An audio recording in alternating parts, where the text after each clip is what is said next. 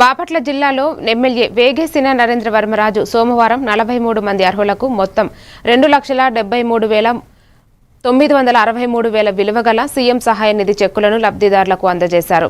ఆపదలో ఉన్న పేదలకు సీఎం సహాయ నిధి ఒక వరమని, బాధితులకు మెరుగైన వైద్యం అందేలా ప్రభుత్వం అండగా నిలుస్తుందని బాపట్ల ఎమ్మెల్యే వేగసిన నరేంద్ర వర్మరాజు పేర్కొన్నారు.